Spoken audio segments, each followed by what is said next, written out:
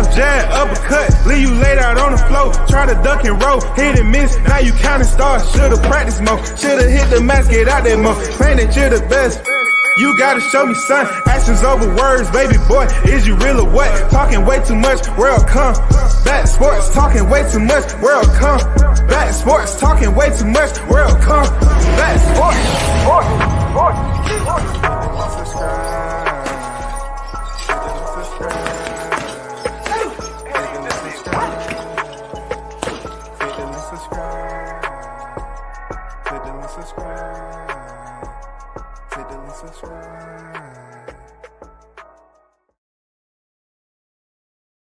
out to the hottest chat in the M-effing game.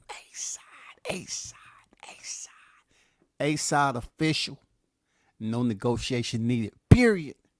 You already know. The first in the building. The GOAT Big Bunts and Boxing is on deck. What's good with it, man? Arnold Brown is in the building. Salute to both of y'all, man. Salute, OG. Like button activated. Appreciate it. Debbie says salute. No doubt. Anyone else that's inbound, you know what to do. If I need to request for you to do it, then I'm doing too much. I'm exerting unnecessary energy. All right? That's the way I look at it. You see what I did? I started fresh. I started fresh. I didn't put the motherfucking hot grease up there yet. You know what I'm saying? Bam! I had to give it to you one more again. Hot Grease Chronicles 283-2024. Crawford stops Zoo over. I repeat again, Crawford stops Zoo over. I remember there's a time and place when I was talking and certain people was listening and the other ones was dissing. Shall I take you back, please? Spence, brother, no chance. Look, physically matched up, one-on-one, I give Errol Spence no chance of beating Crawford. If you're talking about a fixed fight with a referee and the judges involved and all that, yeah, I give him a high percentage. Real talk. But as far as going mano-a-mano, head up, skill for skill, I don't give Errol Spence no chance. As you look at the title, Crawford on the cusp, greater than Canelo ever imagined. Ever imagine. Spence no pay James for the beating he took July 29, 2023. When all these topics and all these situations start to come up, didn't I tell you all, no, hold up, man. Because sometimes, they say, if you want a battle to be, you want a battle to win. If you want the battle to win, then you call in the U.S. Marines. Well, I'm not the whole fleet, but I am certified official. DD214. You remember when I was saying that Errol Spence was no longer with Diddy James and people wanted to act like their cochlea wasn't working? You know what I'm saying? The cochlea, yeah, that part of the ear, it wasn't working effective, just like, Errol Spence's eyes. I told you all long time ago, shortly after this fight, that Spence wasn't with Derrick James no more. And, people chose to do with the information as they see fit. But now it's coming out that EJ feels like he listened to WCS too much. You know what I'm saying? EJ agrees with me in that he's displeased with the fight plan that Diddy James had for July 29th. I know people done sent him links after links after links. Hearing the T-Mobile massacre. And see, at the end of the day, I was on record. I said, look, Spence ain't no bitch. Not at all. He ain't no bitch. He was tough. He showed courage. But at the end, in the beginning of the day, when that sun rises and sets, We still remember, we put in that inquiry on YouTube and look at that fight. Ugh, ugh, ugh. I told y'all Spence wasn't going to do it. But I'm going to get back to him.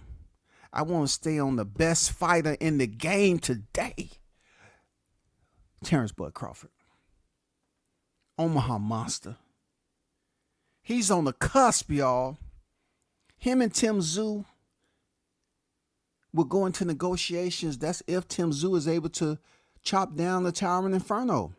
You got to be careful with prognosticating fights before they actually take place, unless you're Canelo Alvarez. Because we know when Canelo Alvarez has a fight scheduled after a fight that he has coming up, you know who's going to win. Prime example, Julio Cesar Chavez Jr. He was signed to fight Gennady Golovkin, and they just had that fight where Chavez Jr. just sat on the ropes. It just bored the hell up out of us. And then when the fight was over, to nobody's surprise, Canelo won, and then Gennady stepped into the ring, and they announced their fight.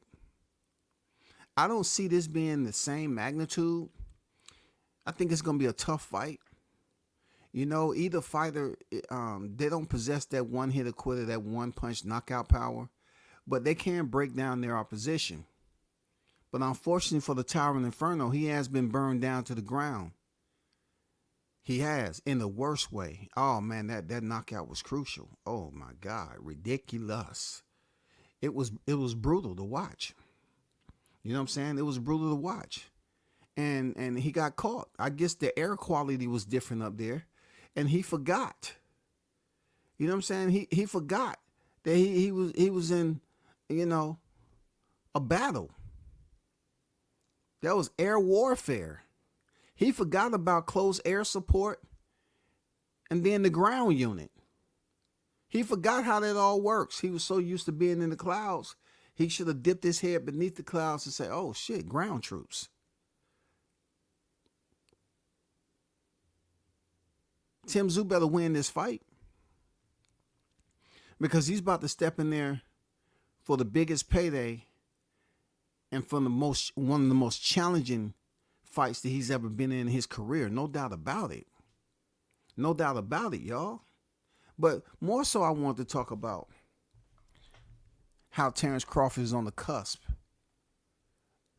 He's very much close on the cusp already. As I'm speaking to you right here, right now. He's on the cusp of being greater than Canelo Alvarez. Even though Canelo is demanding 35, 40, and he's getting paid more than Bud. Bud is on the cusp of surpassing, leaving Canelo in the rearview mirror. And I'll get back to you. I have to get back to the chat. I have to get back to the hottest chat in the game. Because I know Stickum Boys Fishing and Sports is on deck. What's good with it? Salute, WCS. Salute to the hottest freaking chat in the YTC. What it do? Yes, sir. Appreciate you pulling up. Appreciate you pulling up. Dan on deck. I see you. What it do, man? Mr. Golden, the OG in the building. Salute to you, man. I see you on deck. Yes, sir. What's good? What's good? Salute to you. I see you in the building, man.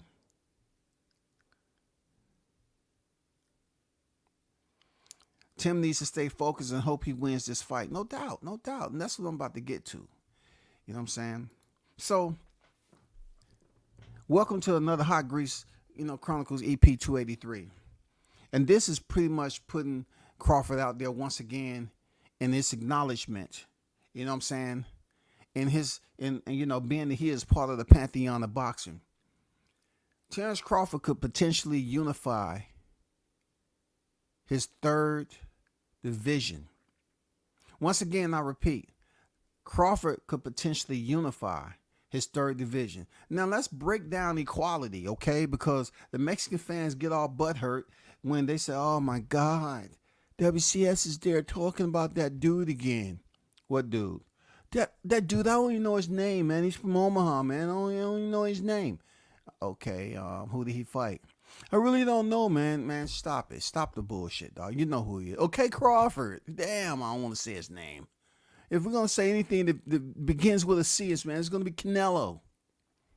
But whenever they hear you speaking about Crawford in the same sentence, they feel some type of way. Canelo was unified at 154 pounds. He was unified at 160. And he was unified and first time undisputed at 168 pounds. Okay? He's a 4-weight world champion. He picked up a strap at 175 pounds. He fought Grandpa Kovalov. You know what I'm saying? They had to help Kovalov in the ring with his freaking cane and wheelchair.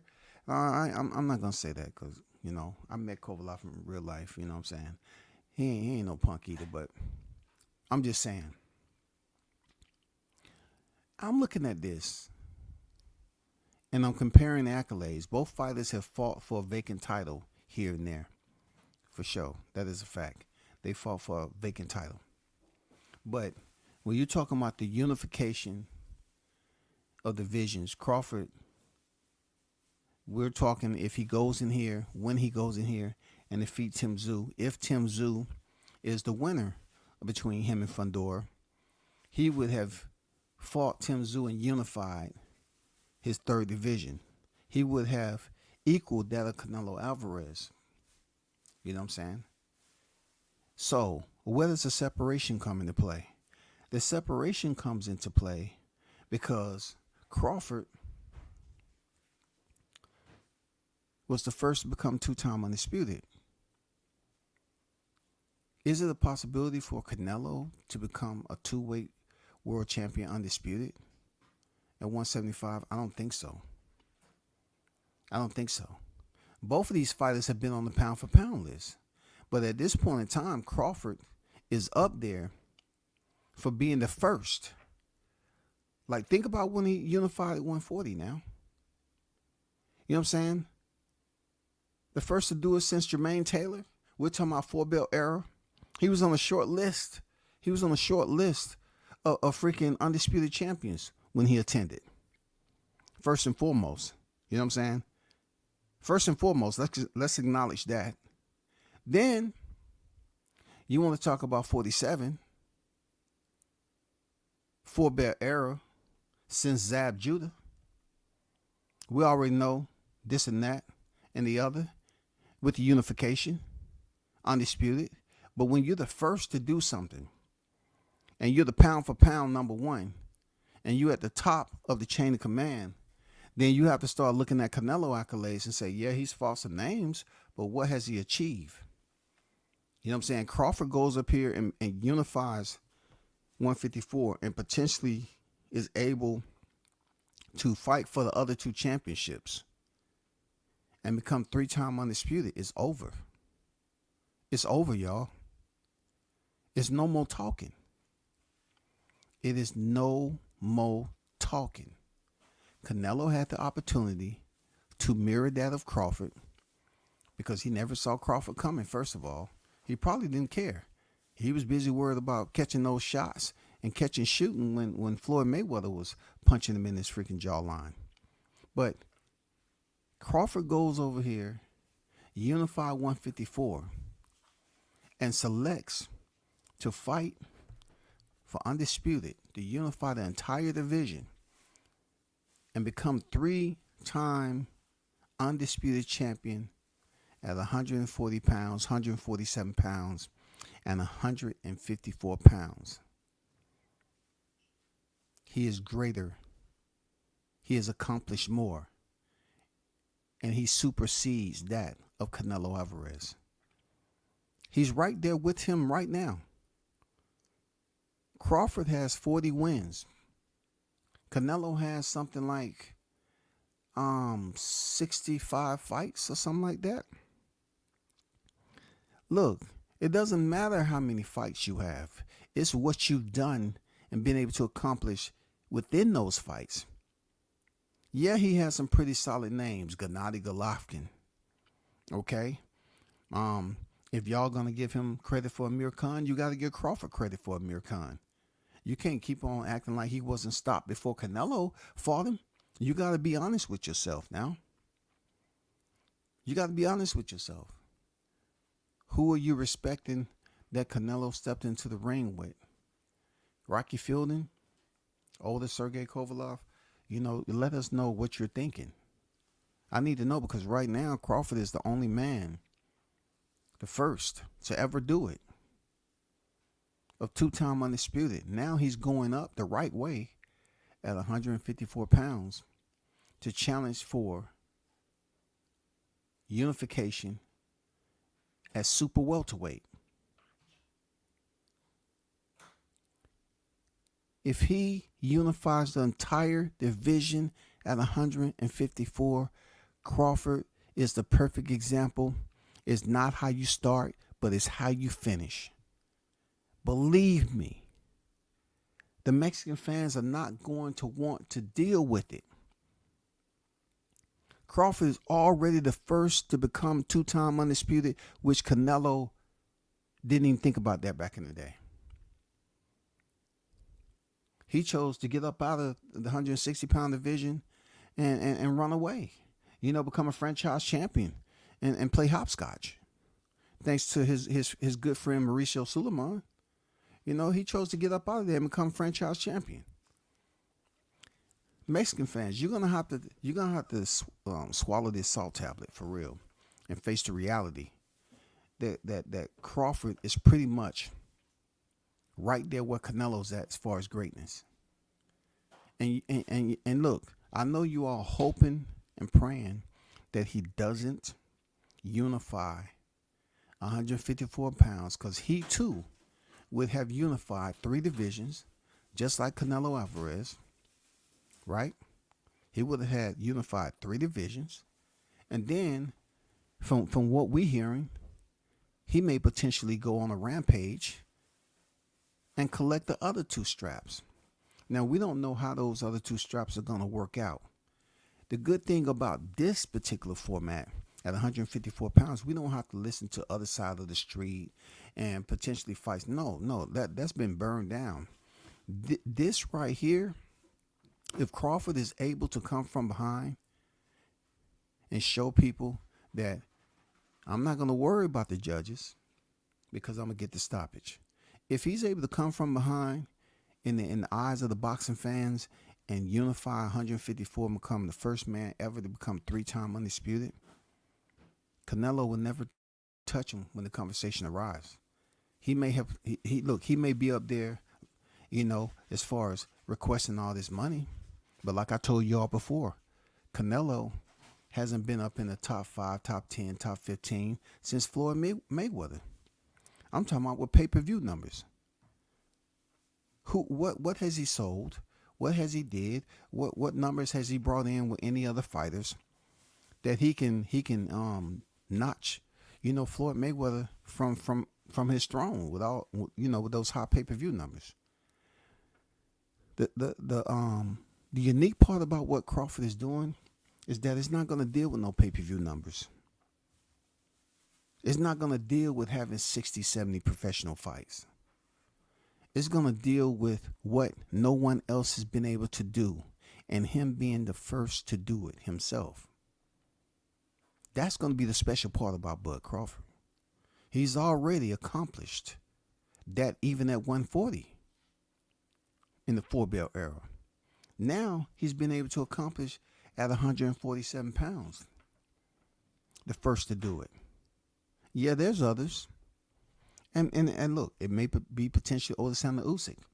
He's challenging to try to become the next man to do it. But we ain't talking about in a way and anybody else, as far as Alexander Usyk. We're talking about Terrence Bud Crawford, man. Him stepping up to 154.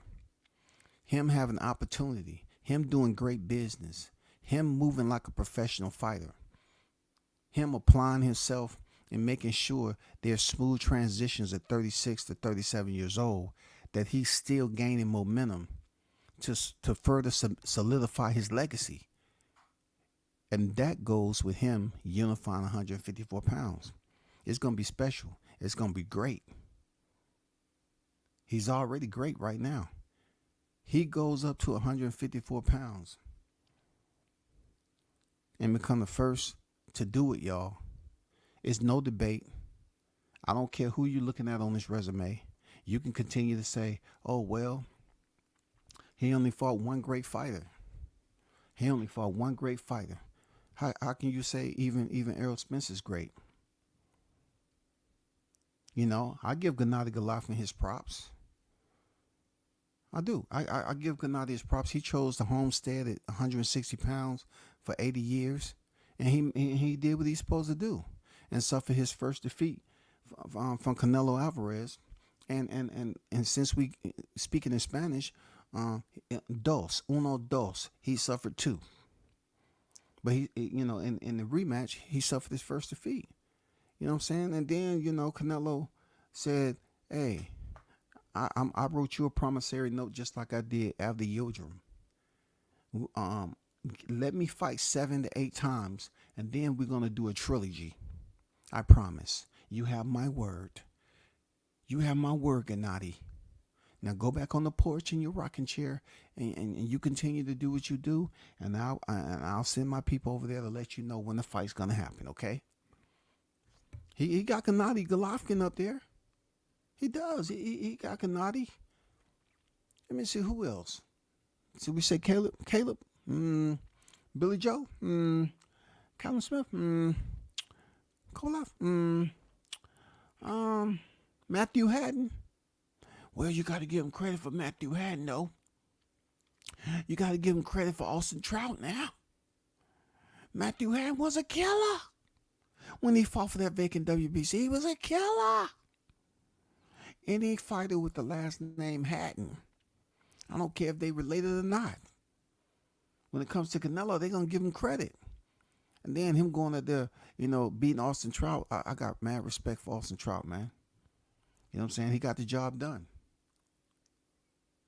But at that point in time, while Canelo was climbing the ladder, building his legacy, you cannot come up here and downplay what Crawford is on the cusp of doing when Canelo did not get it done. Nobody had their hand in his back telling him to run track. No one told him to go over to Team Charlo and say, hey, we want you on the relay team. Nobody told him that. He had ample amount of time to unify a division for undisputed. He had 54. He had 60. Yeah, they're going to say, oh, man, it was a weight thing. It was a weight thing. What about 60? What was his excuse for 60? He went up there and was able to get Gennady, you know, and you didn't want to pay sanctioning fees for the IBO, right? So you basically reduced the amount of belts that you was going to be fighting for anyway, because you didn't want to pay the sanction fees, and you know, the IBF was out the window. I mean, all you had to do was say, hey, I want to be patient. I want to stick around. You know, start making those demands like you do now. You could have did that, Canelo, but you chose not to. You chose to pull the ripcord and show people that you are not only a boxer, but you are a skydiving instructor too. You jumped out that hatch and pulled the chute. Nope. I'm leaving. I already did what I had to do here. I'm gone. Didn't want to fight Jamal Charlo. I'm gone. I'm out. Then went to 168. Found out David Benavidez, you know, got caught lacking. Dropped his belt. Dropped it again. And guess who was on top of the hill looking? Old Saul Canelo Alvarez. He called up Mauricio Suleiman, and he was like, Mauricio, I need you to do me a favor.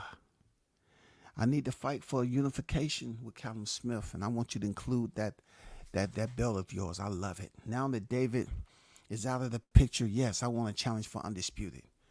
So he was able to get that accomplished. His probably one and only undisputed division that he'll ever have before he get up out of here. Seriously. Now, there's going to be some people who are thinking that he's going to be able to avoid David Benavidez the entire remainder of his career. And it's not even about David right now, but I'm just saying he should have been on the track just like Crawford was. They pretty much knew what they wanted, and they stayed the course and made it happen.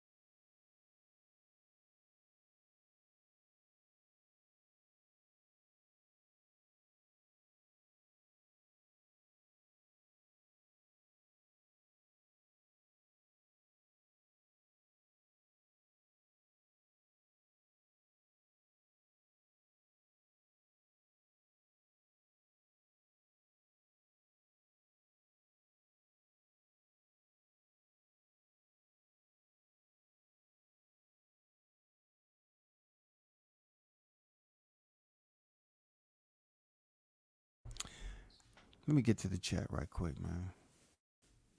Shout out to everybody who support the channel as always.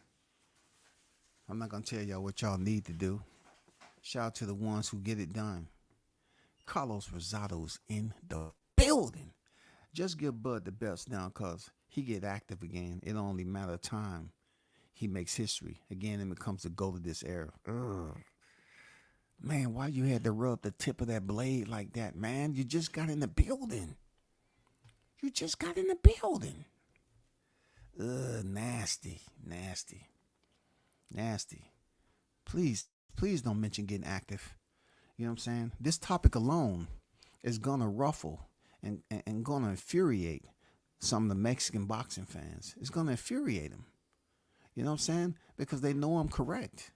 They know I'm absolutely correct when I explain to you all that Bud Crawford is on the cusp of being great. Not great like Canelo, greater. Because look, this is not something that was outside of Canelo's reach. He could have absolutely had this on the agenda. He could have put it on the manifesto. He could have made it a part of his boxing curriculum, y'all. But something tells me at one point in Canelo's career, somebody was feeding him information. They said, look at Floyd. Floyd is making all this money and he's not unifying, and for Undisputed, he's not doing any of that. You want to make money because money lasts longer than belts. And whoever may have put that in his ear is correct. You know what I'm saying? Money does stretch longer than belts. A belt will stretch around your waist and the money will stretch forever. Now, if you don't have no crack habit. But I'm just saying, you know, it's a great mantra to have in understanding that money will go further than the belts around your waist. But when it comes to legacy, this is about to hit hard to the Mexican boxing community. It's about to hit hard, man. Shout out to Tough Glove Boxing in the building. What's good with it, man? WCS salute, King. Salute to you, King. How you feeling, man? You know what I'm saying? Fire Lives, man, I'm tuned in. You know what I'm saying? Definitely go check out Tough Glove Boxing. You know what I'm saying? Definitely check him out. Appreciate you pulling up, man. Al Money is on deck. What's good?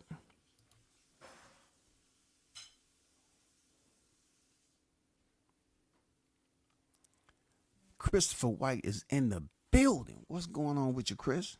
How you feeling, man? Salute WCS. Canelo ain't ish. Oh, man. Y'all just coming in here disrespectful, man. But what you going to expect from the hottest chat in the MFing game? They going to throw grease all over your face, man, and make you blister, dog. That's what they do over here, man. Now, see, I'm just speaking from a sense where I'm trying not to sound or come off like very abrasive of what Canelo is doing right now when it comes to David Benavidez. But David Benavidez is not the first fighter that he has shown his cinnamon hair color. You know how they say the belly, it is showed that yellow belly. I mean, he has shown that he can cherry pick. But at this point in time right now, Crawford was denied by Canelo Alvarez. That too may come back and hunt Canelo. Because look, Crawford right now has momentum even though he hasn't stepped back in the ring since July 29th. He has momentum. People are looking forward. They are anticipating. They are eager to see him step back in the square. And when this news broke of him activating his WBO to fight the Tim Tszyu Thurman winner, people, they perked up. They said, oh man, Crawford is going to the 154. Yes, he's demonstrating and once again showing you all how boxing business should work. Because for quite some time, there was content creators out here speaking that blasphemy, saying that the man was moving funny, he was doing bad business. The worst part about that transaction was they never came back and apologized for being absolutely wrong. And now Crawford is showing them again how it's supposed to be done. Not like Jaron Ennis, but do it the right way. If you want to fight somebody, if you're trying to, solidify your legacy, they're looking more stupid and dumbfounded now than ever. Because Crawford is going up a division. Isn't it the same people who were saying that Errol Spence, Crawford should fight Errol Spence at 154? He was weight drained. But yet now Crawford is stepping up to 154 and doing it the right way to fight the winner of Tszyu Fundora. It seems like they don't want to take the harmonica out their pocket and start playing that tune. They don't want to crack open them instrument cases and bring out the trombones and the drums. You know what I'm saying? And start goddamn sounding like a high school college band and shit and start celebrating. I don't hear it. I don't hear it, y'all. I don't hear it. The man is doing what you're supposed to do at a fighter of his caliber. He's doing it the right way, y'all. Now you got the boxing fans perked up for a big fight. Yeah, they looking forward to Tim Tszyu and Fundora. Guess what? You know why they looking forward to it? Yeah, Tszyu got some fans out there. Fundora got some fans. But the winner has to face Crawford. And Crawford's momentum and his shining light is still from July 29th, dog. July 29th, he gave that man a thrashing. And people say, oh, I want to see Crawford again. I want to see Crawford again. I want to see Crawford again. They see him in the gym. They know he's getting active, living the fighter's lifestyle the way it's supposed to. And then guess what? He's going to be at the fight probably too. To make it even that more interesting. He's going to be at the fight. And I don't know if he's going to get in the ring or any of that. But I know the boxing fans is looking forward for Crawford to step back into the ring this year after what he did to Errol Spence Jr. Now, I want to transition and bunny hop over to the next topic. I'm coming back to this, but when you got hot grease, when you pour it out into that pan, it spreads and it starts cooking everything within the proximity. And the guy that Bud Crawford decimated, he feels some type of way about the game plan Diddy James had. And see, y'all thought I was playing when I was called the World Class Furniture Store, and how Diddy James, it was no way, no how he was going to be able to outcoach Bomac. He's not competent enough to do that. And you know what? Y'all don't have to say I'm right. Y'all don't have to sit up here and drop no super chats, because the fact that Errol Spence didn't give that man his compensation that was supposedly, a percentage out of his purse, validates me. That's all. It validates what I said. There's no way that Spence was going to outfight or outthink Bud Crawford in that ring, because he is a one-dimensional pressure cooker. And they always talk about how pressure bursts pipes. Well, Terrence Crawford wasn't a pipe.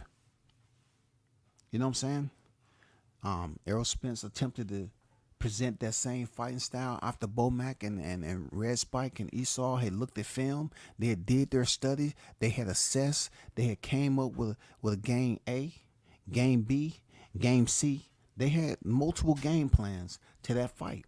They treated Errol Spence like he never had an accident, y'all.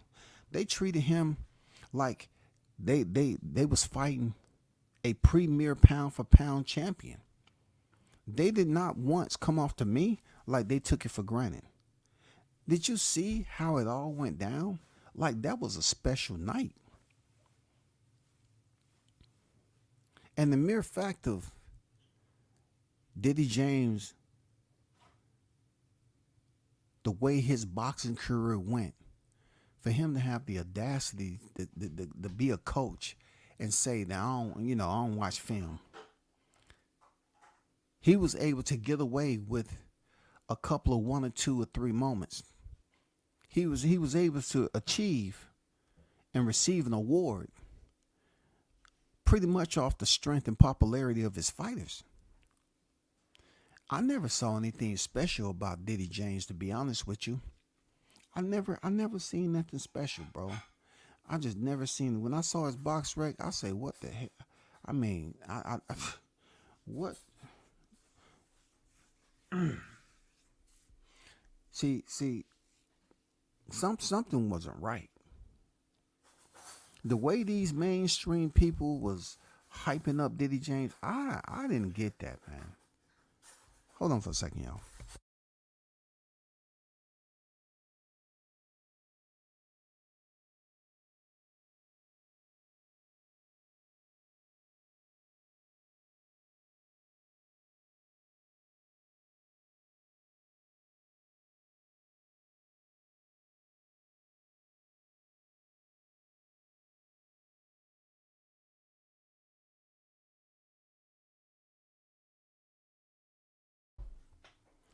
I'm going to be the first one to say this. If Bud fight Tim and don't stop him, I can hear the aerosexual say, we told you he was on snack when he fought Errol, but he couldn't stop Tim.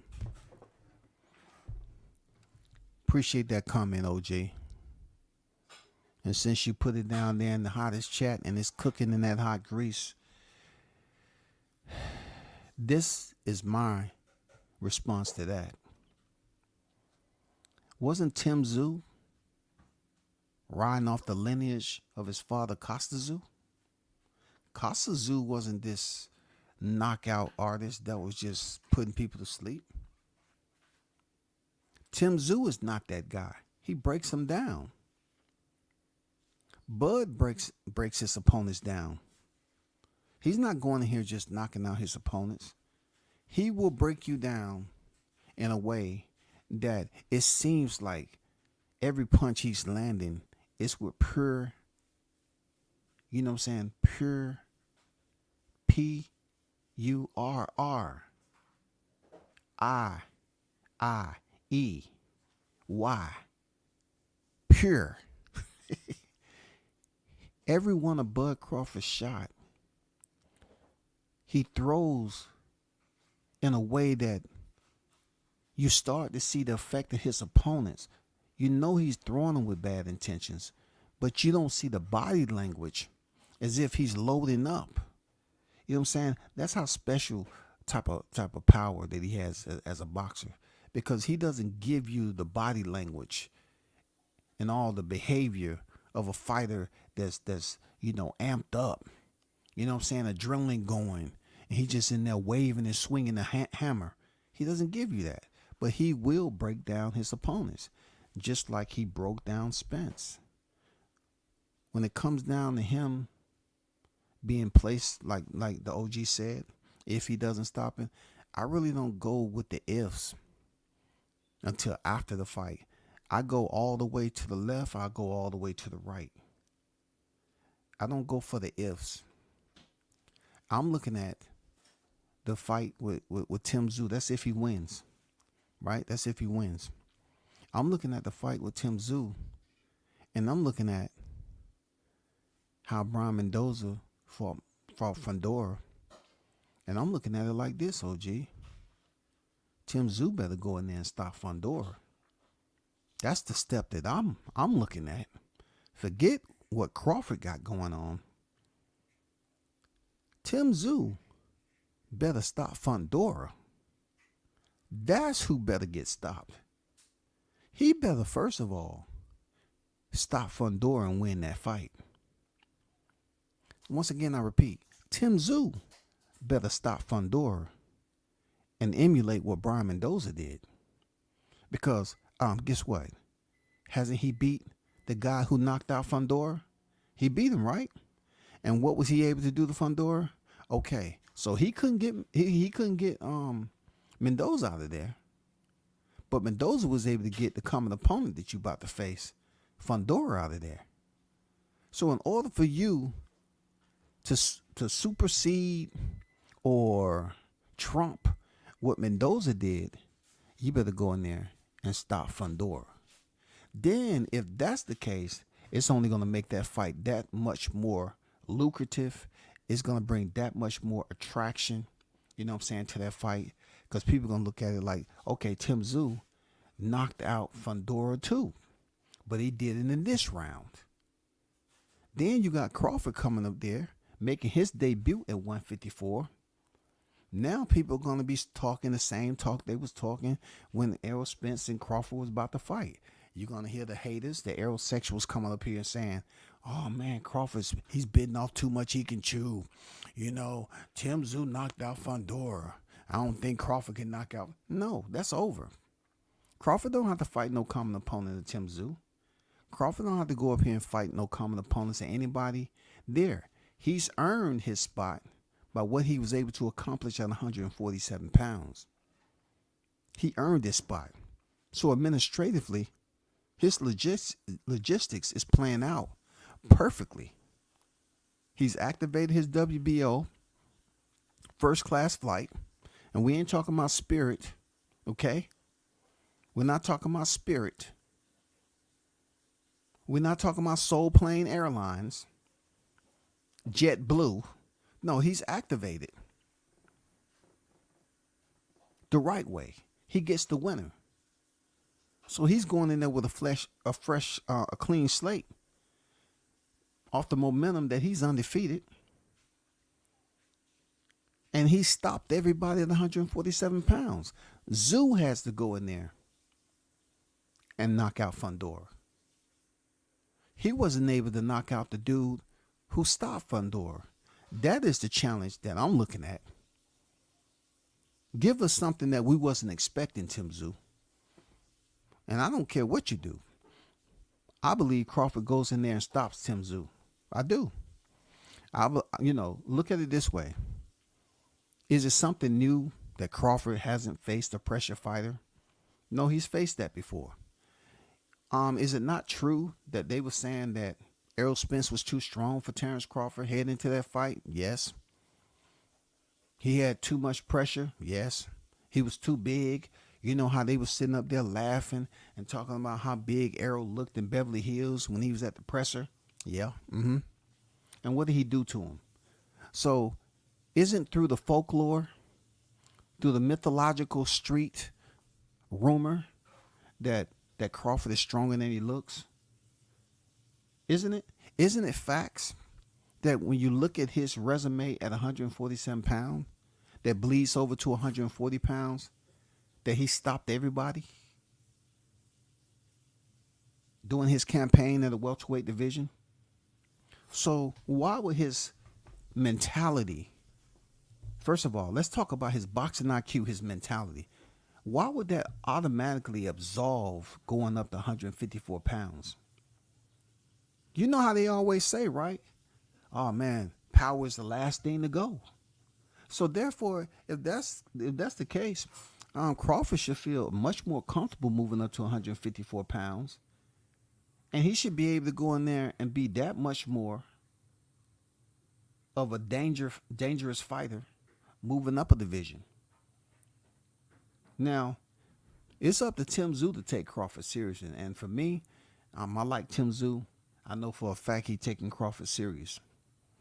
So much to the fact that Tim Tszyu, he has so much on his plate right now. So much on his plate.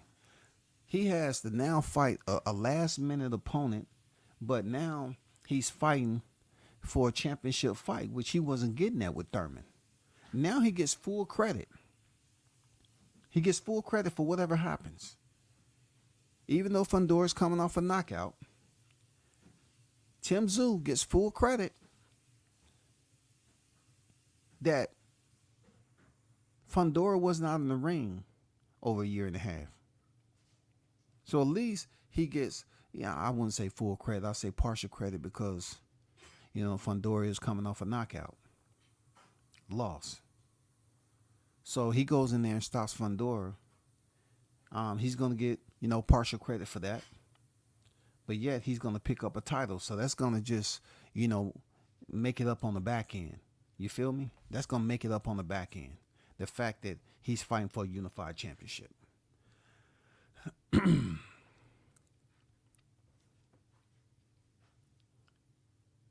Because you know that they're going to be crying like F, but even going to be funny if Buzz stopped him, man, they are going to lose their mind. So check this out, OG. How are they going to lose their mind when a lot of them Tim Tszyu fans are going to be, former aerosexuals? How are they going to lose their mind? They haven't gained it back yet. You know how they do. They now know that the information is out there. So you're going to see a lot more boxing fans supporting Tim Tszyu. And those boxing fans are cloned aerosexuals. You know what I'm saying? These are individuals who's coming out of hiding, and they've been down there on that medication, and they pretty much wipe their memory. They try to wipe their memory clean, but time they see Crawford's face, it's gonna start flashing. It's gonna be blue, green, yellow, pink. You know what I'm saying? All these freaking bright neon colors gonna remind them, oh my God. But the one color that's gonna stick out, y'all, is that goddamn red color. That red color gonna take them back to Vegas, y'all. They're gonna take them back to Vegas. That red is gonna stand out, period. MD Mills, what it do, man? What's good with you, bro? I'm seeing you in a minute. Hope all is well, my brother. Salute to you in the building.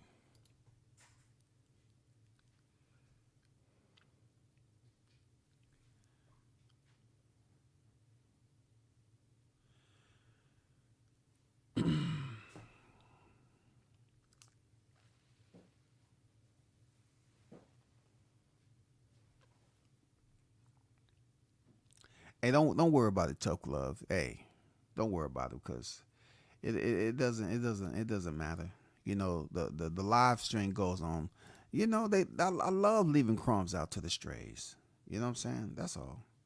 I love it. See, they can come over here and they can get that off. And the ones that are wrenches, they won't even do it. It's not even important. You know what I'm saying? We're talking about Errol Spence right now. Okay? Let's get back to Errol Spence Jr. Errol Spence Jr. has one loss. He's 28 victories in and 0 defeats at one point in time, right? Or do I sound like an aerosexual who's just coming out of rehab? You know what I'm saying? I mean, look, when it comes down to them boosting up the cheer parade, I'm always going to remind them of how Errol Spence has that one loss. You know what I'm saying? How he could not make it his 29th victory and who was responsible for that.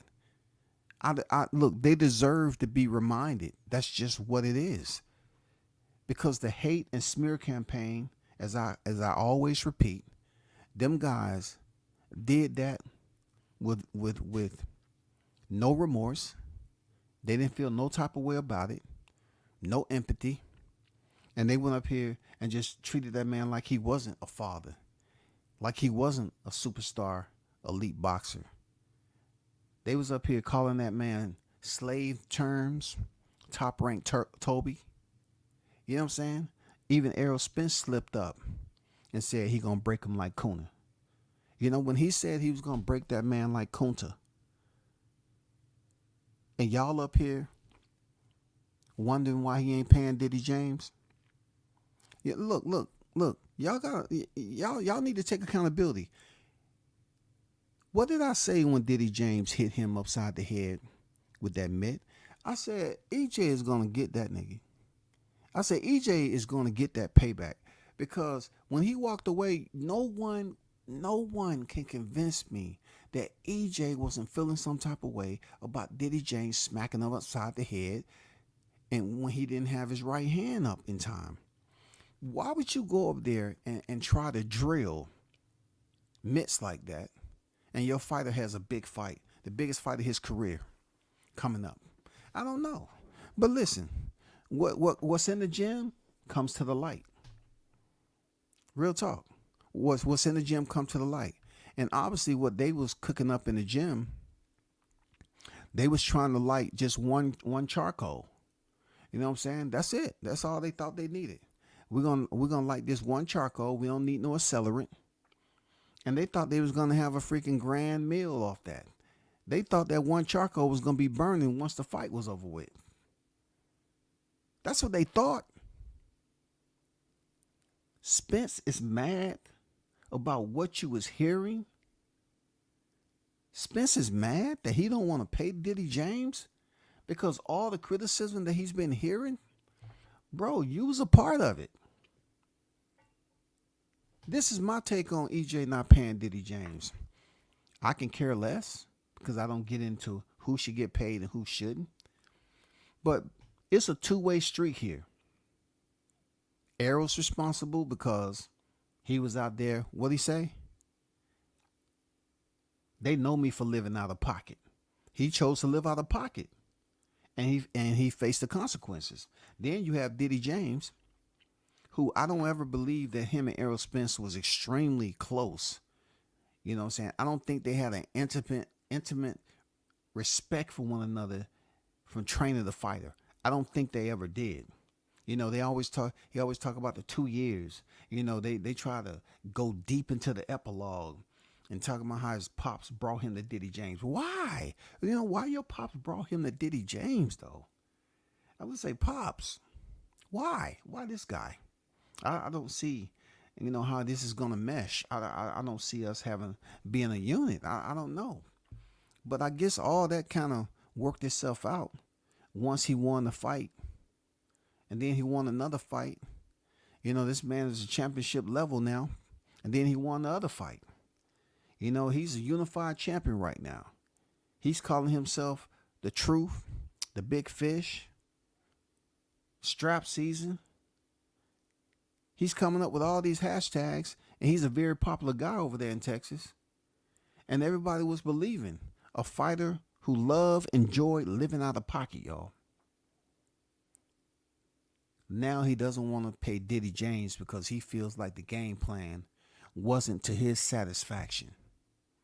If that is not a big barrel of DeSoto, you know what I'm about to say? Hot piping DeSoto. I mean, I'm talking about hot piping with dung beetles, goddamn jumping all around, having a good time, flies. That is a hot barrel of DeSoto shit. Period. How can you be mad at Diddy James and not pay that man when he had to put up with you? He had to put up with you not coming to the gym. He had to put up with EJ living out of pocket. He had to put up with you going through rehab and recovery. He had to put up with you taking money out of his pocket when you was out the ring and you wasn't fit for duty. You took money out of Diddy James' pocket. And believe me, I'm not defending Diddy James. I'm calling it the way I see it with EJ. EJ is equally responsible for what happened July 29th as Diddy James is. And Diddy, for him not to get paid his money there, EJ, it's good attention. You don't have a fight coming up. Supposedly you on vacation right now. But,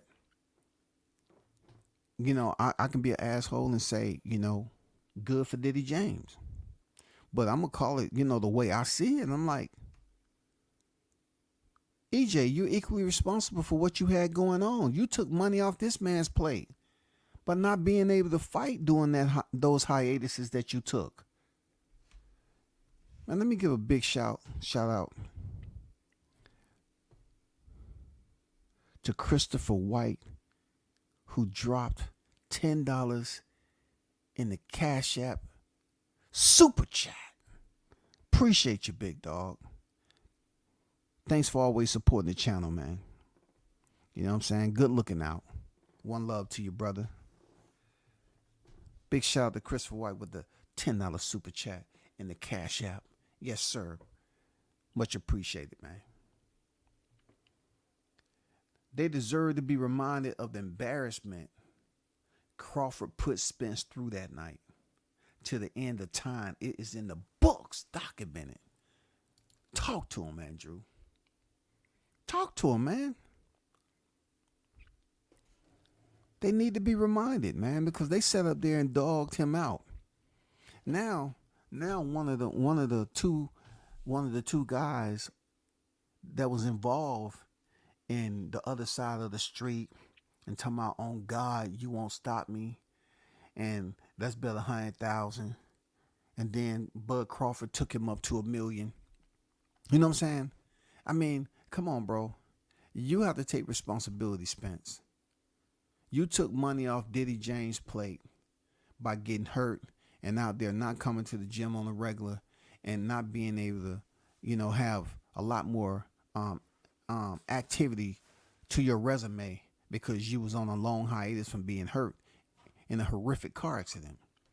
Not only that, you know, the injury that McAlowy, you know, was able to deliver.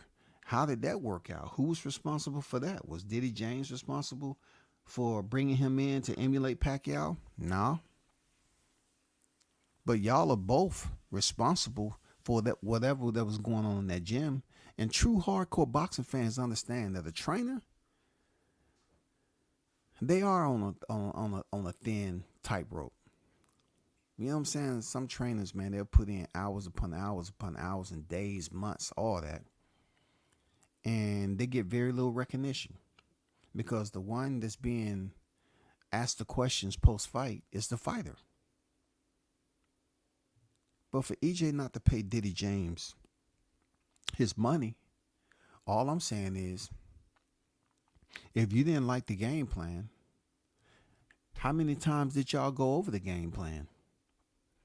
If Diddy is on record as saying he don't watch film, how many sessions did you go over the game plan? What was the game plan, first of all? Because there's no way that you can convince anybody that has seen an Errol Spence fight that he fought any different than he usually fight. He was just in there with a smarter, more intellectually inclined fighter who boxing IQ exceeded that of EJ's by far. They was going off the gas that what is not broke, don't fix it. It's not broke yet. Nobody had convinced EJ that his style was broken. No one up to that point had basically broken down and impeded EJ's pressure the way that Crawford did. No one has ever been able to successfully do that. Nobody. But the way Crawford was doing it, it was brutal. The way he put that display down in Las Vegas was brutal. And it was so brutal to the point where there was so many EJ fans, including Errol, that had seen him beat up Yordenis Ugas, who had several losses already. They was looking at that fight like EJ was really him. Like, they boosted that man up. Oh man, you see, he took his eye. He the rib collector and the eye collector. He took that man's eye. And then they kept showing Ugas' eye. It was swollen shut, just like one of my other favorite fighters back in the day, Eric Morales. You know, Eric Morales had a ungodly picture that was floating around back then when his eye was closed shut. You know, Ugas' eye was the same way.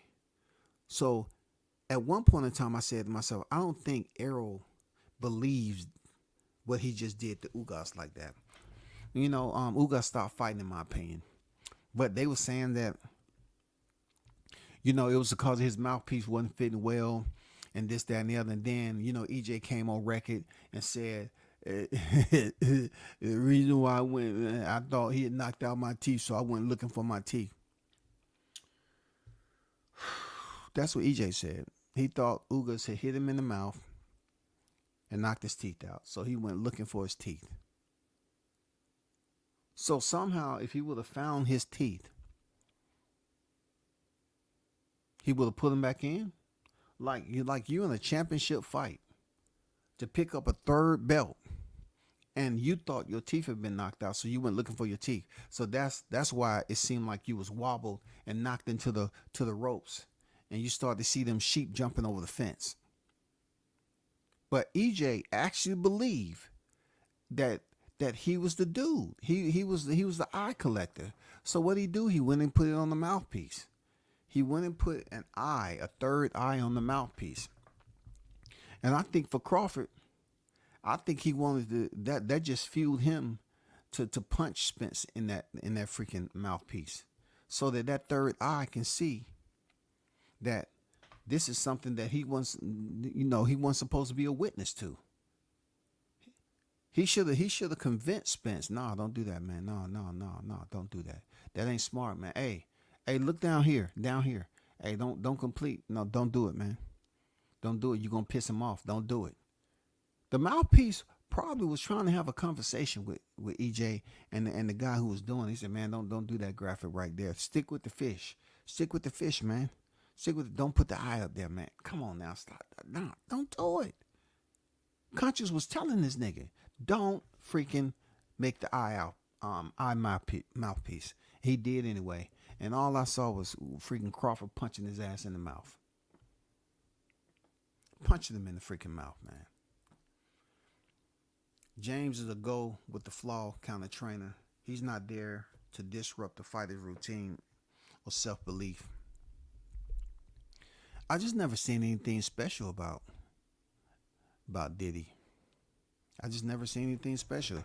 You know, they always say that I'm hating on Diddy.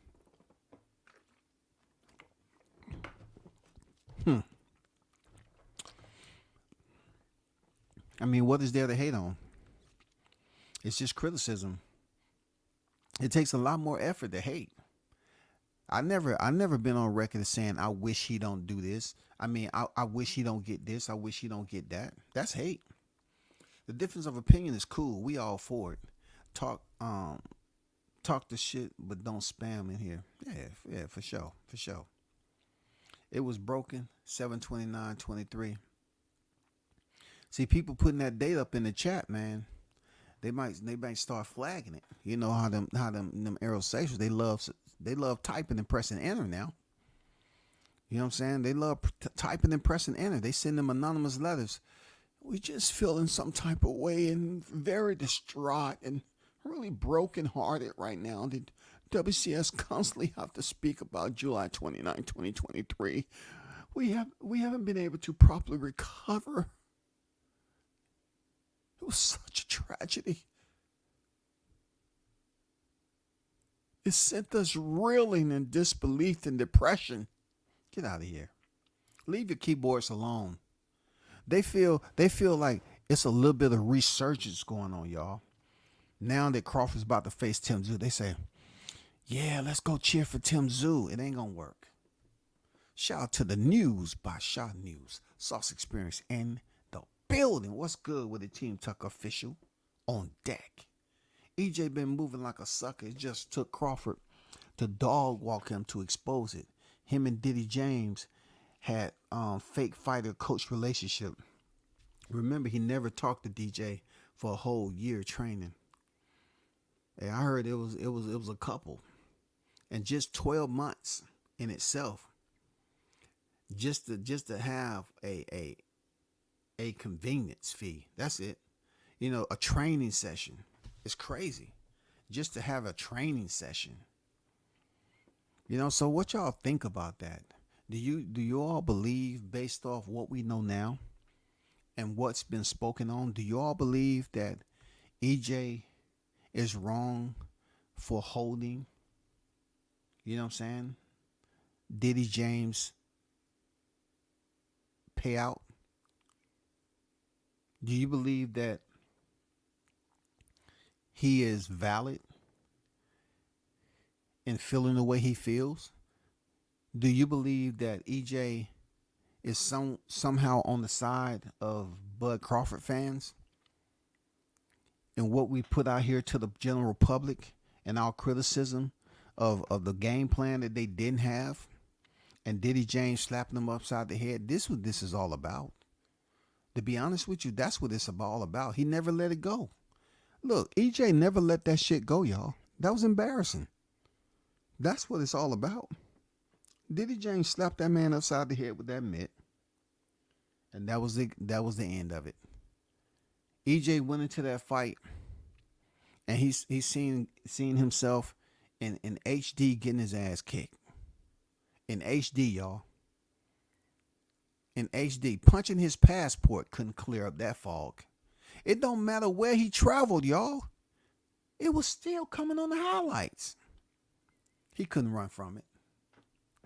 He said, don't forget his father used to have to pay him to train with Diddy James. And they didn't speak for a whole year in the beginning. The news by Shaw News. But hey, what do I know? Man, talk to him, bro. Talk to him. This was something that was eccentric from the start, y'all. They really didn't bond right away. And just the fact that his pops took him to this guy, oh, it just gives me weird vibes, man. Like, why did Spence feel the way he did about Diddy James? Maybe Spence, his instinct was correct. Maybe the vibe that he was getting was straight. Look, maybe his vibe was on point, and he's just mad because it took so long for that to be exposed, and now he's too old to really, you know what I'm saying, go on a run right now. But like I said before, I have to redirect. Spence is responsible for what he did outside the ring too. Spence is responsible for not being inside those ropes. And when he's outside the ropes, remember how precious it is and what he's fighting for. He's fighting for legacy. He's fighting for greatness. I don't think that resonated outside the ropes, y'all. I think when he left and he was around his people, that's what he mostly enjoyed. You know, the drinking, the partying, the nightlife, and all that.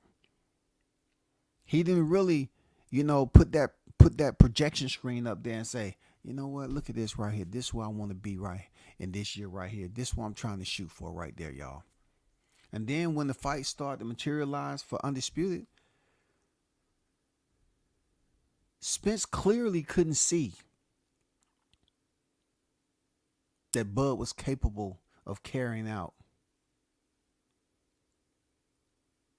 that attempted homicide the way he did. I'm just saying. Every fan base has an acronym. I call them the Spence Strawberries. Just like he acted like a poodle for the fruit, they act like a poodle for Spence. Go Strawberries. Yeah. Strawberry season was a thing. You know, strawberry season was a thing. There's Sid. Shout out to Sid in the building. It was a thing. But we all know from looking at these right here that Errol Spence beat the strawberry juice preserves seeds. He beat the strawberry juice out of EJ. Once again, Bud Crawford beat the strawberry preserves out of Spence. I'm just saying. Let me put the ice back up there. I got to put the Hot Grease Chronicles back up there. You know what I'm saying? Andrew said, I give James credit where it's due. If the purpose of a job is to make money, then he's doing pretty damn good right now. Presumably, I don't know. He had a run of a big name fighter under his belt. So, like I said earlier, Andrew, he was able to have 2 unified champions under his umbrella simultaneously, right? And it was a good look. You had Jamal Charlo that was unified. He ended up becoming undisputed before Spence. But the bigger name in Texas was Errol Spence. That was the bigger name in Texas. EJ was a bigger name than Jamal Charlo. And truth be told, this is not about Jamal Charlo, but I don't think he ever liked that shit. Anyway, to hear Diddy James say he don't watch film and the way his professional boxing career was as a fighter, and to see how he doesn't want a team around, he's narcissistic, selfish, obstinate. This man wants it all for himself. And that's a huge load. Like your mind. You're talking about a guy who's a boxer. And he's refusing to like put other like-minded individuals around him so they can derive a plan. So they all can look good and be successful. Diddy James not like that. Diddy is just, he want these fighters and he want to be everything. Nobody can go over there and do anything. You know what I'm saying? He don't want nobody that ain't holding mitts, for a long period of time with his fighters. He don't want them running through drills. He don't want that. He has to be the one. He has to be the proprietor. He has to be the founder, the CEO, the executive. Diddy James has to. He only got one brain. He only has one body. Yes, you're going to get tired too. What is wrong with this guy? Why is he so apprehensive and fearful to have other like-minded individuals to assist him in this professional game they call boxing, the hurt business? Why won't you get anybody? Why won't you get any other help? Especially knowing that you already have 2 unified champions at the time. Look how they crashed and burned, man. Look how they crashed and burned. That's all I'm saying. Look how they crashed and burned. For real, he keep that man money for the media work pad video. He did. He never let it go, man. You know what I'm saying there, Shaw? He never let that go, man. Diddy popped him upside the head. And, man, Spence just walked away. Man, I knew he was going to hold that. Man, it's no way, bro. It's no way that Spence he wasn't embarrassed because of that. He was freaking embarrassed, man. You got Diddy James up there dancing all fucking around, swinging that shit like the mitt's on fire or something. Like he's shooting a goddamn video for a new up-and-coming movie for Creed 16. They're going to have Diddy James in there. Mitt ruler. They're going to call him the mitt ruler. Every time he does mitts, they catch on fire. Man, get out of here. EJ is a drunk lush that could fight, but ran an Omaha gangster that can fight better and not on drugs and alcohol. Man, they bringing the hot grease. I'm telling you, the sauce is hot, man.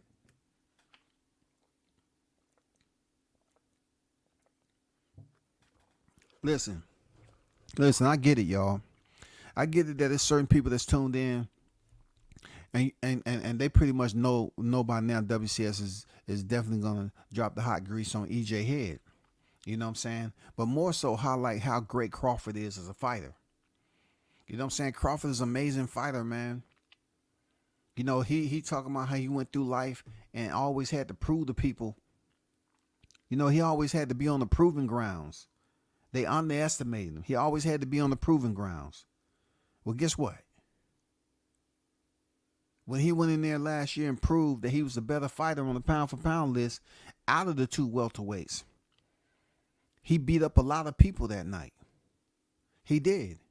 He put hands on one of them, and the entire community, those in attendance and everybody else that was doing and saying and doubting him, he beat them up too. He had guys from the freaking Dallas football team that got beat up that night. The impact of what Crawford did to Spence will be around for years to come. They will always reflect upon this moment. Because EJ, the way he came off when he fought Kell Brook, and how he was this guy who just kept coming forward, you know, bullhousing, and finally got Kell Brook to stop and take a knee in his backyard. They was like, oh my God, this is the truth. Ain't that what they used to call him? He the truth, man.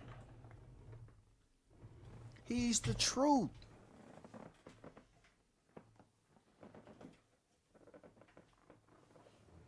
They say EJ was the truth.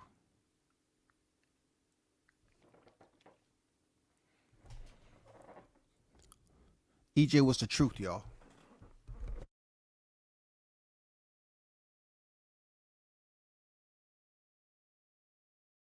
Once again, they say EJ was the truth.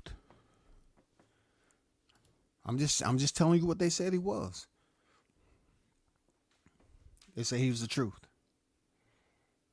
Until Crawford came over there and said, yeah, he might be the truth over there in the world-class furniture store. But in between these ropes, under the bright lights in Vegas,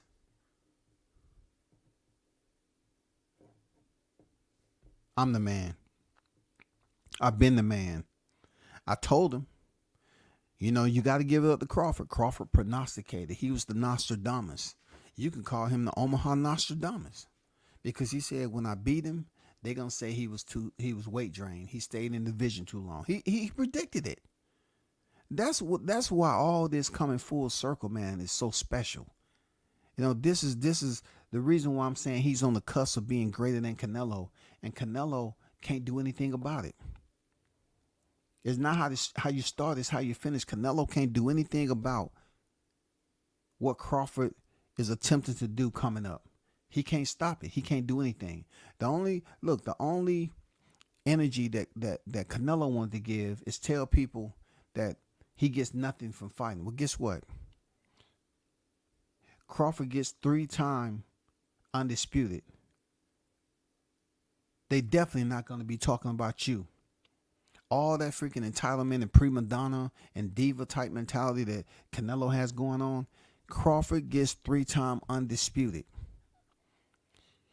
No matter which angle the conversation goes, which direction, which temperature, tone, speed, it don't matter.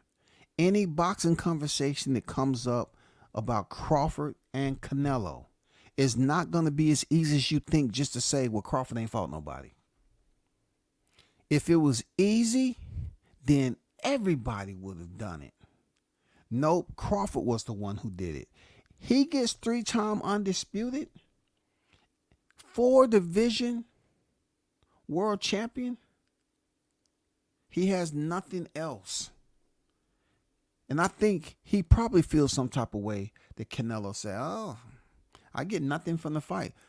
And then you say to yourself, okay, you know, that's typical. You know, he's at once to say he don't want to give a dangerous fighter like Crawford a chance. And then he turned around, don't want to give another fighter, a dangerous fighter a chance. And Benavidez, he's ducking him. He didn't want to fight Demetrius Andrade. And he said he just want a payday. But look who want a payday now, Canelo. Watch what I tell you, y'all. It depends on if Crawford's retire. If Crawford retires, from unifying the 154-pound division, if he even stays on deck. Cause look, that's gonna be a crazy money fight. If Canelo comes back around and say, okay, he do he three times, he three times. I see it. He three times. Yes, he see. I see. Eddie, we see, right? Maybe now he has something to offer.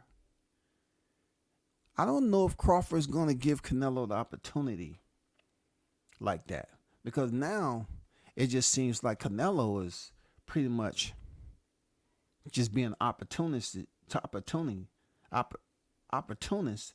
to get another paycheck. Because you have to look at it. I said this before about Crawford. Crawford is older than most of these cats, but they're not treating him like an older guy yet. Like, the older guy, he's supposed to be the gimp. He's supposed to be the one that's old, decrepit, slow, coordination off. He's supposed to be in that conversation right now, Bud Crawford. But ain't nobody calling him out like an old guy. Why y'all tripping? He said he didn't let his father in his gym do the straight widow. Wow. He didn't let his pops in the gym? What kind of his pops brought his son to you, but when you finally, was able to purchase that freaking furniture store for 30% interest, you know what I'm saying? I mean, what in the heck am I listening to? The father brought you to Diddy James, but Diddy James denied access? Man, it's something in the burgers over there. For real. They need to check for clenbuterol. You know what I'm saying? They need to check for COVID. They need to check for everything. Ebola virus, all that. Something weird going on over there, man. You know what I'm saying? Something weird. It's just something weird going on over there, bro. They still hurt Crawford put hands on him like that. They extremely feeling some type of way. But I'm just, I'm like this. I know people thought I was gonna go in here and just say, okay, I'm a dog out. You know what I'm saying, Diddy James, for that bum ass freaking game plan that he didn't have. But yet I look at it like this. Sometimes they made for each other. Them two are made for each other. You had Diddy James to say, I never want to look at, I don't have to look at film. And he was up there every time somebody say, well, and give me your thoughts on Crawford, having, all these straight stoppages and, Diddy James, the bouncing balls on TV start to fall off the screen, and they had to shut down the closed caption every time. You know what I'm saying? Diddy James was on video and YouTube. They didn't want to get sued. People be watching the freaking video from Fight Hype and all that, and all of a sudden, the bouncing balls that was closed caption and shit, when Diddy James talking, that shit is bouncing off little kids' head, knocking them unconscious, man. This dude get irate when you mention Crawford.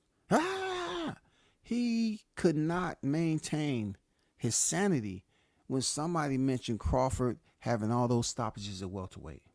Not only that, Errol, he bought into it. Who are you fault? You ain't fault nobody, man. Get out of here. And then Crawford was like, okay, all right, all right. I'm going to break him like Kunta. He said, don't let me take off my belt. Take off your belt. I ain't your MFing kid. He felt some type of way about what Crawford said about taking off his belt. He did, bro. There's so much content out here for this. I can't feel bad for either one of them. Spence made the money, and Diddy James don't have the money. Then I look at EJ, how he basically prevented Diddy James from making more money, because he could have been in the ring a lot more. He could have had a lot more active fights, but he was on the DL, the disabled list. He was on injured reserve. He took money off Diddy James' plate. But then again, Diddy James, the way he acts and the way he wants to go around and try to say, yeah, I'm on top of the world, and he's attending a black tie fair, accepting trainer of the year, and people up here juicing him up and shit. I remember damn near every one of y'all that was just so into putting that lip gloss on your lips and kissing Diddy James on his freaking head, on the top of his motherfucking glow ball head. You know what I'm saying? That milk dud. Y'all was over here putting that lip gloss on nice and thick. And you say, Diddy, I just want to give you appreciation. Man, we love you, man. You're a black man out here doing it, man. You're the best trainer in the game. We love you, man. Until Bomac. What'd he say, Shaw? Until Bomac told that man no more hiding. How dare Bomac do that? How dare Bomac get the fire burning and say it's one of the most legendary classic lines to a guy who had an undisputed fighter inside the furniture store at one point. And Bomac did not give him any credit for Jermell Charlo becoming undisputed because he knew what was going on. He had left after the Castano draw. He felt dissatisfaction. Yes, man. Behind the scenes, these boxing teams talk. Everybody be talking about this, that, and the other. Bomac said, no more hiding, man. He said, let us show you how it's done. We've been here before. You've never went up against me nor my staff. Look, you never went up against me nor my staff. He's busy up here talking about Bomac and what his weight looked like and what he eat. Bomac up here being a motherfucking professor, dog. Bomac sounded like a professor. He said, we've been there already. Sit back and let us show you how it's done. Man, classic. Shout out to Clarence McClain, No Duck Zone in the building. What's good, brother? How you feeling? Diddy James said he didn't let his own father in the gym. So, Diddy James didn't let his own father. Man, what a goofball, man. First of all, his father didn't probably want to come to that gym because he get nauseated smelling all that motherfucking pledge in there. He didn't want to come to the gym anyway. You know, Diddy James' father probably came by and had a slingshot, one of them good ones too. And he was bouncing motherfuckers off. Oh my God, man. Damn, I'm gonna have to check that out. You did tell me that. I'm gonna have to check that interview out because when it comes to Diddy James, I got to get myself up to it. You know what I'm saying? I start getting my EJ and I drive to the package store and shit. I sit up in the parking lot. I contemplate there, Sean. I contemplate. Oh, man, I haven't had that in a while. I got to watch this interview, man. Goddamn cigar talk. I ain't a smoker, so I got to substitute that shit with the liquid. What do I want? I want some Everclear. Nah, that's too strong. Do they have some, I want something just light. You know what I'm saying? Just light. You know what I'm saying? And some Hypnotic. They got Hypnotic. Oh, you said something light. You know what I'm saying? I want to go drink some on an empty stomach. That's the only way I can sit through the whole interview with Diddy James, bro. I gotta mix some shit together, man. I gotta mix the dark with the light. I gotta go against the oath. Don't do that, dog. You're gonna be fucked up. Don't do it. You're gonna be worshiping that porcelain god. Don't do it. And I have to go in there. Yeah, I want this tequila right here, and I'll just take some basis, some Parmesan. Oh, yeah. Put that shit together, shake it up, take it to the head. Grab my phone and say, okay, let me listen to this interview with Diddy James. I'm right now. I'm fucked up out of my mind, but I'm right now. Bomac and the guys took him to school. They broke up the fighter coach relationship. They can't hide no more. They can't, man. They can't. And hey, one thing I need to put out there, maybe since he ain't paying his trainer, maybe he need to, pay you, Shaw News, because, you was over there during that time when he turned his back on you. Maybe he should freaking, pay you compensation for, finding out the hard way. He found out what we already knew, especially what you knew. Because you was over there. You know the fam. But hey, what do they know? Who knows, man? The truth turned into easy work for the Omaha Trio. Facts. Let's debate about it. Got him. Man, he was talking like a professor, y'all.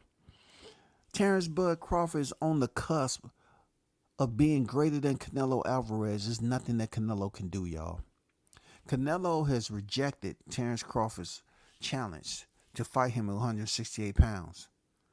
That is what you call an entitled brat. So now Crawford is going a different route. It's not like he didn't have options. He's going a different route. And if indeed he unifies at 154, Canelo is not even in the discussion, y'all. Yeah, we can talk about all the money he made, but what records did he break? What records did Canelo break? Yes, he will be rich, and people always throw the money sign up there. But what records did he break? How many times was he the first to do it? That 168 pound, so what? Kudos to you. You got it done. You was the first to do it. Kudos. But what's next? If Crawford is 2 more layers higher than you, and we're talking about the first to do it, and like I tell people all the time, Mauricio Suleiman and Canelo is going to get a 5th division title. I believe he wants that. I believe he truly wants a 5th division, and Mauricio is going to set up some type of BS freaking title shot for him to move up the cruiserweight and pick up that title. But look, if he picks up 5 divisions and Crawford only has 4, but yet he's 3 times undisputed, it don't matter. Crawford still sits, and his head is heavy because it wears the crown. Period. It won't matter. Jay said, no more hiding, Derek. For real. That was legendary shit that Bomac told him. No more hiding, man. Classic. Classic. This man is talking about Big Macs or burgers or whatever that Bomac was hiding. Man, Bomac was kicking that knowledge, man. He was talking to him like, man, hey, I'm the professor, you're the student. Sit back and watch us work. You cannot ever say that we didn't give you the curriculum. We about to show you what the curriculum is about. They did it, y'all.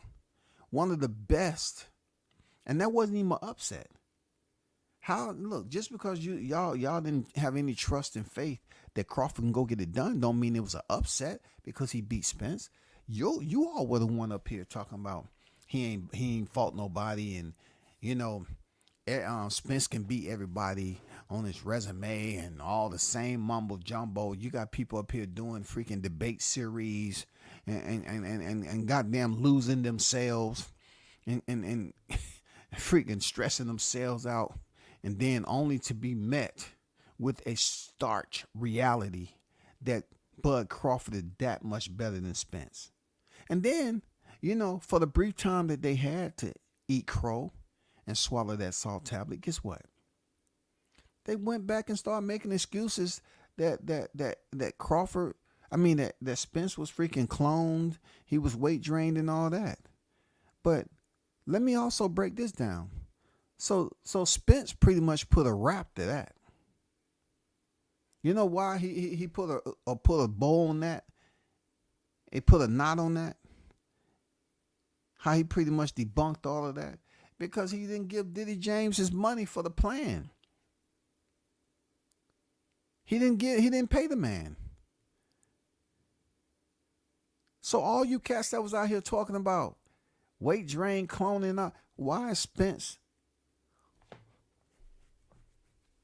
holding Diddy James' pay if it fell all on the shoulders of Spence? Why is he holding his trainer accountable and holding his purse up? Why? You got to ask yourself, why is that happening? Shout out to Jessica in the building. I see you, Queen. Salute to you. He said, you can't show me how to do this. We've been here before. Facts. Hey, man, give it up to Team Crawford, man. That was one of those moments, man. I ain't going to lie to you. That was a special moment. I ain't going to lie. That was a special moment right there, y'all. And then look, you know, that little starlight twinkle, man. You look up in the boxing skies, man, and you see them goddamn stars twinkling. And you know what I'm saying? It's almost like you can reach out and touch it. But this little star that's twinkling right now tells us that the winner of Zoo Fondora will face Crawford. Now we like, oh my, okay, this we looking for. We're looking for the expectation. Now we know Crawford is returning for the winner of this fight. And not to mention how they cleaned it up from Thurman being out of the ring for as long as he was to face Zoo, to now Zoo fighting in a unification match against a very worthy opponent. Zoo has everything on the freaking line. He has everything on the line. And you know, and Costa Zoo, I think he made a point at one point in time that,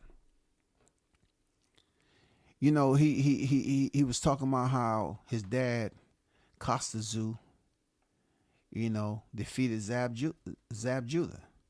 And if Tim Zoo goes in here with the mentality that this is a reflection or this is a point in history where he's going to repeat that, okay. Prove it to the people. You know what I'm saying? Because Crawford a whole different beast now. I'm not saying I'm not taking nothing away from Zab because Zab was, you know, him at one point in time. But, you know, you let your dad legacy lie as it lay. Leave that alone. Leave that alone. But I see Crawford stopping Zoo. 12 rounds with Zoo's the same. Look, Zoo has the same style. Keep coming forward like Spence. If he boxes Crawford, he get lit up. So, look, is he going to even feel comfortable? This man loves walking and walking and walking and walking and staying right there squared up in front of his opposition. You're not stronger than Crawford. You're going to have to show him something he didn't think you had, Zoo. And when Crawford goes in here and put on this demo, that's when Canelo goes, oh, yeah. Hey, Canelo, you got a minute? Canelo, you got a minute? Can we get your take on what do you think about the performance? Crawford stopping Zoo in 4 rounds. Did you think it'll go that way? You know, he had nothing to offer. No, Saul. We're not talking about you. We're talking about what do you think about the performance tonight with him stopping Zoo? You know, never mind, Canelo. Crawford, can we get you for a second? We just finished talking to Canelo and we don't know what the fuck he said, but it seems like he's still hating on you. Do you still want that fight? Yeah, it's not what I need. I don't need him for my legacy. You know what I'm saying? I'm going for 154-pound undisputed. I don't need him. Hey, Corona, what do you say you don't need me? What are you talking about? You talking that Spence stuff now. You need me. I don't need you really. You know, for a payday, yeah. I need, you know, it'll be a good payday with you, but I don't need you for my legacy. You know what I'm saying? I don't need you. No. Eddie, come on. You know what I'm saying? Come on, bro. Come on. The jig is up, man. The jig is up. Crawford goes in here and gets these unified titles, And then they started talking that talk of him going on that undisputed run. And you know you got some hitters at 154. Man, you got some hitters at 154, bro. You got some straight up hitters. What about Charles Conwell? What if he get his shot at one of them titles? What if Spence get another shot? I know I almost bit my lip talking about what if Spence. I'm just saying, what if Spence get another title and potentially, like I said, they get a rematch at 154 while Crawford has 2 belts and Spence has 1 belt? Because there's no way Spence is getting 2 belts at 154 before Crawford. It's not happening. So if Spence was to get another belt at 154 and him and Crawford met, it'll still be a pretty decent fight for the fans, you know, when it deals with the barometer of anticipation. Real talk. But at the end of the day, I definitely would like to see Crawford put some other steals out there. I don't have enough, man. These that I have, you know, here, you know, I mean, they're not that old, but I need some new ones. You know what I'm saying? I just need some new ones for real. I'm not rubbing it in. It's not Vicks Vapor Rub. For real, I'm not. I'm not trying to massage July 29th in. For real. Nelly Content, what's good? Salute WCS, everyone in the chat. Smash that. Appreciate you, brother. You know what I'm saying? I need some new ones.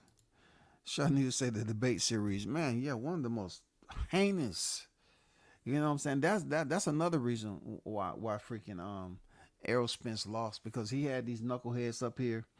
Just up here. They had them light-skinned niggas out there just talking crazy. You know what I'm saying? You know, it was the color of their skin, man, that was messing everything up.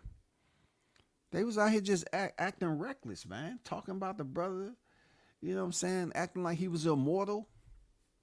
But these pictures right here, I need some new ones. You know what I'm saying? I need some new ones when they talk about turning the jab into a hook. Who does that?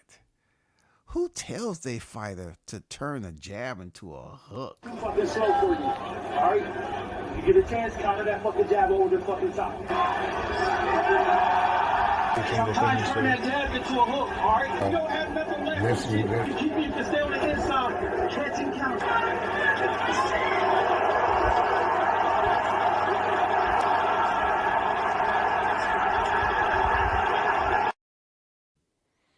And then Harvey Doc had to give him the serenade. He had to give him the serenade to the end. The conclusion.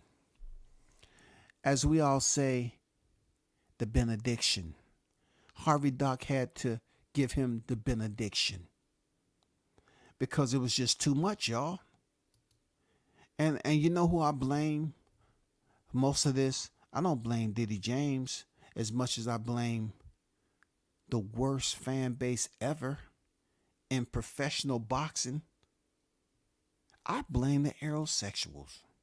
And that's what I'm going to say. It's pictures like this that you all are responsible for, because he was sitting up here, wouldn't show you no love, but he was listening to y'all.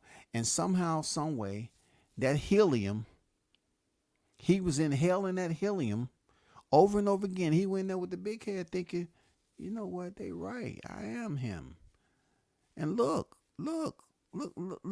that's a hook. That's a hook. Maybe we should not call it a hook. The way he was hitting him, you got to call it a yuck. You know what I'm saying? You can't even pronounce it. You got to call it a yuck. A yuck. You can't even say hook. Crawford was hitting him with a yuck. You can't understand what's going on. Real talk. It's just bad. Look at that. Look at that display of greatness.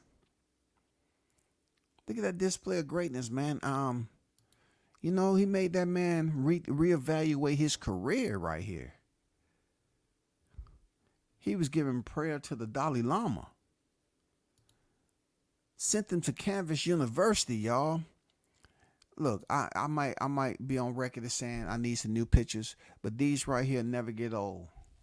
They'll never get old, man. Look at Crawford. Look at his right foot. He could have joined the military that day. That's called a full 30-inch step. Driving his heels into the canvas, going to the neutral corner. You know what I'm saying?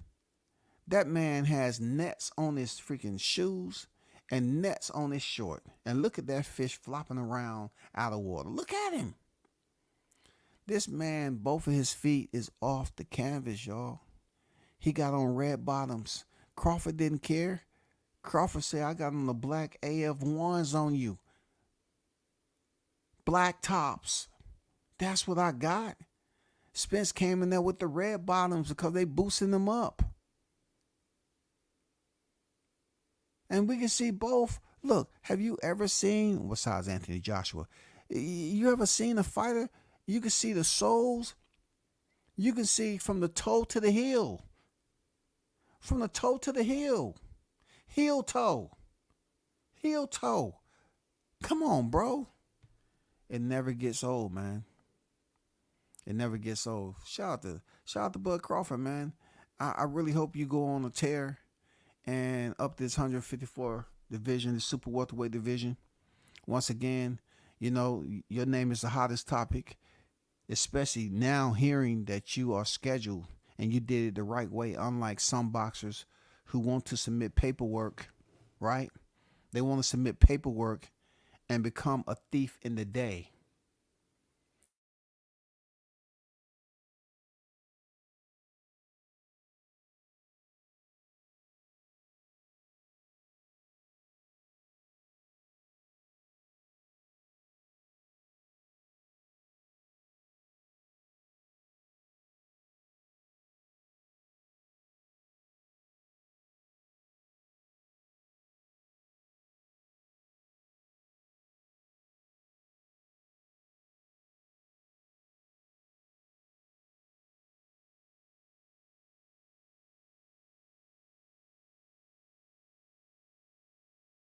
Spence talk of him fall. Now, that's done. That's going out the window, man.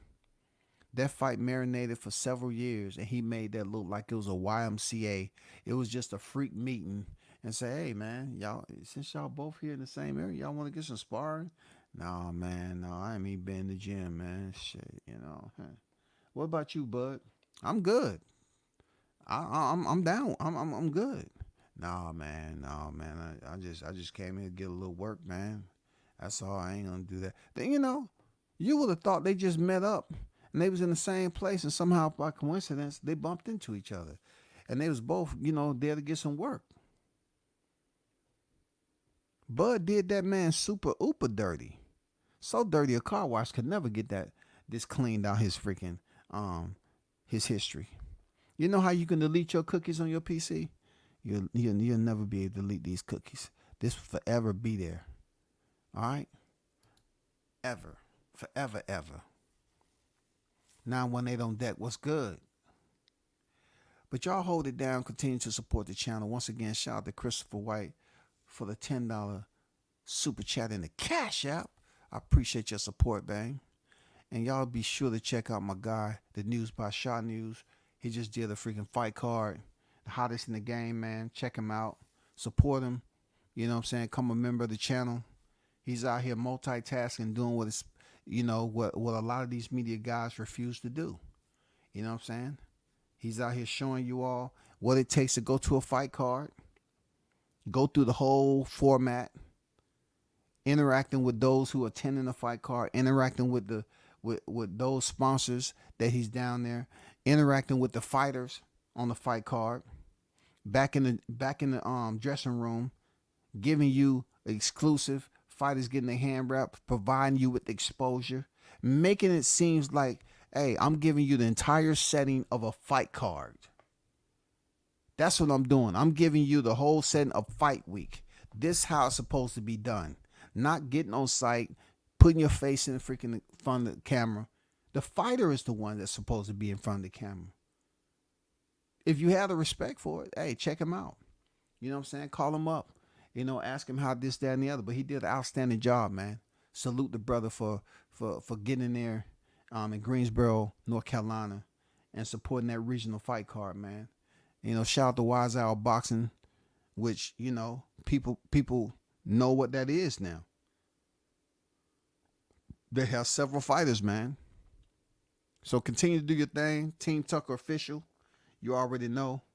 Till next time, I'm out. Peace.